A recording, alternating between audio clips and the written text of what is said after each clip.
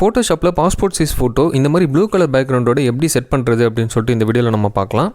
So first Photoshop open பண்ணிக்கலாம். என்கிட்ட இருக்க வெர்ஷன் வந்து பார்த்தீங்கன்னா CC 2019.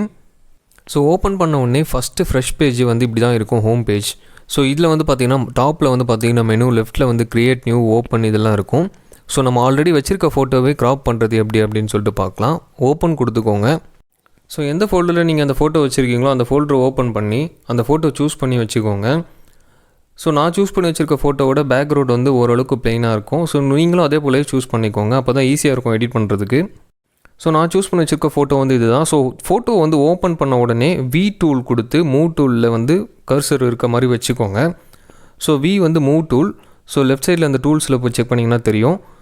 ஸோ நெக்ஸ்ட் இந்த ஃபோட்டோவோட சப்ஜெக்ட் மட்டும் நம்ம செலக்ட் பண்ணி எடுக்கணும். ஸோ அதுக்கு மேலே செலக்டில் சப்ஜெக்ட் கொடுத்தீங்க அப்படின்னா சப்ஜெக்ட் மட்டும் செலக்ட் ஆகிடும். ஸோ திரும்ப அந்த செலக்ட்லேயே போயிட்டு சப்ஜெக்ட் அண்ட் மாஸ்க் அப்படின்னு சொல்லிட்டு இருக்கும். ஸோ அதை கொடுத்தீங்க அப்படின்னா இந்த மாதிரி வரும். ஸோ இந்த லெஃப்ட் சைடில் ரீஃபைன் எட்ஜ் ப்ரஷ் டூல்ன்றது செலக்ட் ஆயிருக்கான்னு செக் பண்ணிக்கோங்க. நெக்ஸ்ட் இந்த ரைட் சைடில் ஹை குவாலிட்டி ப்ரிவியூ டிக்காக இருக்கணும். மற்றது எல்லாமே அப்படியே டிஃபால்ட்டாக அப்படியே விட்டுருங்க. ஸோ இப்போ இந்த சப்ஜெக்ட் செலக்ட் ஆகிருக்கிறதுல ஹேர் வந்து கரெக்டாக செலக்ட் ஆகிருக்காது. ஸோ அதுக்காக தான் இந்த மாஸ்க் வந்து நம்ம பண்ணணும்.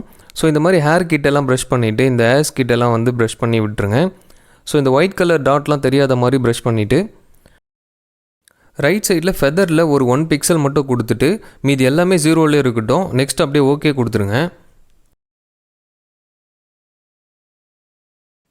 ஸோ இந்த மாதிரி பண்ணிட்டு ஓகே கொடுத்ததுக்கப்புறம் பார்த்தீங்க அப்படின்னா சப்ஜெக்டோட ஹேர் டீட்டெயிலாம் வந்து கரெக்டாகவே செலக்ட் ஆகிருக்கும். ஸோ இந்த மாதிரி செலக்ட் ஆனதுக்கப்புறம் Ctrl+J கொடுத்து டூப்ளிகேட் லேயர் எடுத்துக்கோங்க. ஸோ இதுதான் நம்ம டூப்ளிகேட் எடுத்து வச்சுருக்க லேயர். ஸோ நெக்ஸ்ட் பேக்ரவுண்ட் லேயரில் செலக்ட் பண்ணிவிட்டு Ctrl+Shift+N கொடுத்தீங்க அப்படின்னா நியூ லேயர் கிரியேட் ஆகிடும். ஸோ நியூ லேயர் கிரியேட் ஆனதுக்கப்புறம் G பெயிண்ட் பக்கெட் டூல் கொடுத்துட்டு கலர் பேலட்டில் இந்த ப்ளூ கலரில் சூஸ் பண்ணிவிட்டு ஓகே கொடுத்துருங்க. ஸோ ஓகே கொடுத்ததுக்கப்புறம் பெயிண்ட் வந்து இந்த லேயரில் ஃபில் ஆகிறதுக்கு மவுஸை வச்சு கிளிக் பண்ணிங்க அப்படின்னா அந்த செகண்ட் லேயரில் வந்து இந்த பெயிண்ட் வந்து ஃபில் ஆகிடும். ஸோ G டூலில் பெயிண்ட் பக்கெட் தான் செலக்ட் ஆகிருக்குன்றது ஒன்ஸ் செக் பண்ணிக்கோங்க.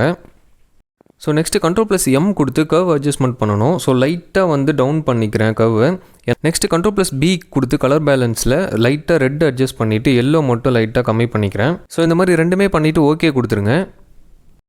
ஸோ நெக்ஸ்ட் இந்த டூப்ளிகேட் லேயர் எடுத்து வச்சதையும் அந்த கலர் ஃபில் பண்ண லேயரும் ரெண்டுமே செலக்ட் பண்ணிவிட்டு Ctrl+E கொடுத்து மெர்ஜ் பண்ணிக்கணும். ஸோ செலக்ட் பண்ணுறதுக்கு கண்ட்ரோல் ப்ரெஸ் பண்ணிக்கிட்டே கிளிக் பண்ணிங்க அப்படின்னா செலக்ட் ஆகிடும். ஸோ இந்த மாதிரி 2 லேயரை செலக்ட் பண்ணதுக்கப்புறம் க்ராப் டூல் C டூல் கொடுத்துட்டு மேலே வந்து பார்த்திங்கன்னா விட்த்து ஹைட் ரெசல்யூஷன் கொடுத்துட்டு வித்தில் வந்து 3.5 cm, ஹைட்டில் வந்து 4.5 cm, ரெசல்யூஷன் 300, பக்கத்துலேயே வந்து பிக்சல்ஸ் பர் இன்ச்சுன்னு கொடுத்துட்டு மவுஸ் கர்சர் எடுத்துகிட்டு வந்து இந்த பாக்ஸோட ஒரு கார்னரில் மட்டும் வச்சு ட்ராக் பண்ணிங்க அப்படின்னா சைஸ் வந்து ரிடியூஸ் ஆகும். ஸோ என்ன சைஸில் உங்களுக்கு வேணுமோ அந்த மாதிரி க்ராப் பண்ணிக்கோங்க. ஸோ இந்த மாதிரி வச்சதுக்கப்புறம் வெறும் என்டர் பட்டன் ப்ரெஸ் பண்ணிங்க அப்படின்னா க்ராப் ஆகிடும் ஃபோட்டோ. ஸோ இந்த மாதிரி ஃபோட்டோவை சென்டராக ப்ளேஸ் பண்ணுறதுக்கு நீங்கள் ஏரோ மார்க்கு கூட நீங்கள் அட்ஜஸ்ட் பண்ணிக்கலாம். கர்சர் வச்சு தான் நீங்கள் மூவ் பண்ணணும் இல்லை. ஸோ நெக்ஸ்ட் என்ட்ரு கொடுத்ததுக்கப்புறம் ஃபோட்டோவோட சைஸ் வந்து சின்னதாக மாதிரி தெரியும். ஸோ இப்போ பார்த்தீங்கன்னா தெரியும். ஸோ ஆல்ட் ப்ரெஸ் பண்ணிவிட்டு மவுஸில் ஸ்க்ரோல் பண்ணிங்க அப்படின்னா ஜூம் இன் ஜூம் அவுட் ஆகும். ஸோ நல்லா ஜூம் இன் பண்ணிக்கோங்க. ஜூம் இன் பண்ணிவிட்டு Ctrl+A கொடுத்துட்டு எடிட்டில் ஸ்ட்ரோக்கில் பிளாக் கலர் சூஸ் பண்ணிவிட்டு 4 பிக்சல் கொடுத்துட்டு ஓகே கொடுத்துருங்க. ஸோ இது வந்து சைடில் அந்த ஸ்ட்ரோக் வர்றதுக்காக இந்த மாதிரி பண்ணோம். நெக்ஸ்ட் இந்த ஃபோட்டோவை Ctrl+A கொடுத்து காப்பி பண்ணிக்கோங்க. Ctrl+C கொடுத்தீங்க அப்படின்னா காப்பி ஆகிடும். நெக்ஸ்ட் Ctrl+D கொடுத்தீங்கன்னா டீசெலக்ட் ஆகிடும். நெக்ஸ்ட் Ctrl+N கொடுத்து நியூ டாக்குமெண்ட்டில் சைடில் வந்து பார்த்தீங்கன்னா ரைட் சைடில் பிக்சல்ஸில் இருக்கும், அதில் இன்ச்சஸ் கொடுத்துட்டு வித்தில் 6, 4 வந்து ஹைட் கொடுத்துட்டு ஸோ ஓரியன்டேஷன் லேண்ட்ஸ்கேப்பில் வச்சுட்டு 300 பிக்சல்ஸ் வச்சுட்டு மீதி எல்லாம் இதில் இருக்க மாதிரி வச்சுட்டு கிரியேட் கொடுத்துருங்க. ஸோ க்ரியேட் பண்ணதுக்கப்புறம் 6x4 ஒரு மேக்ஸி சைஸில் நார்மல் எம்டி ஷீட் வந்து ஒன்று ஓப்பன் ஆகிடும். ஸோ இது கரெக்டான சைஸில் தான் இருக்கா அப்படின்னு செக் பண்ணுறதுக்கு Ctrl+R ப்ரெஸ் பண்ணிங்க அப்படின்னா லெஃப்ட் சைட்லேயும் டாப்லேயும் ரூலர் வரும். ஸோ ரூலரில் மவுஸ் கிளிக் பண்ணிவிட்டு ட்ராக் பண்ணிங்க அப்படின்னா இந்த மாதிரி செக் பண்ணி பார்த்துக்கலாம் 6x4 தான் இருக்கா அப்படின்னு சொல்லிட்டு. நெக்ஸ்ட் நம்ம காப்பி பண்ணி வச்ச இந்த ஃபோட்டோவை இதில் Ctrl+V கொடுத்து பேஸ்ட் பண்ணிவிட்டு லெஃப்ட் சைட் கார்னர் டாப்பில் எடுத்துகிட்டு போயிடலாம். எடுத்துகிட்டு போயிட்டு ஆல்ட் ப்ரெஸ் பண்ணினே மவுஸ் கிளிக் பண்ணி ட்ராக் பண்ணிங்க அப்படின்னா டூப்ளிகேட் லேயர் வரும்.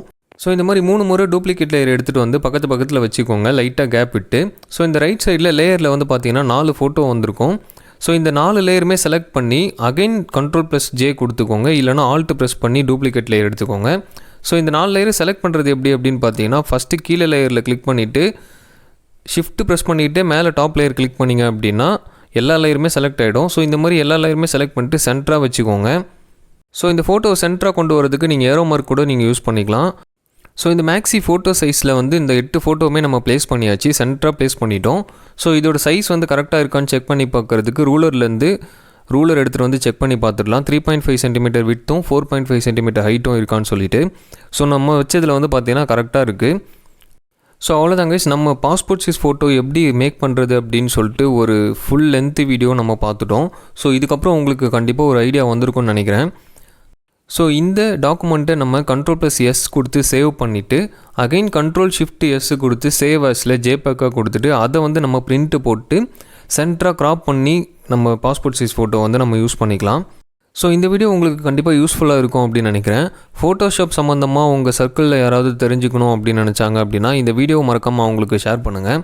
ஸோ மேலும் இதே போலவே ஃபோட்டோஷாப் சம்மந்தமான வீடியோஸ் பார்க்கணும் அப்படின்னு நினச்சிங்கன்னா நம்ம சேனலை மறக்காமல் சப்ஸ்கிரைப் பண்ணி வச்சுக்கோங்க.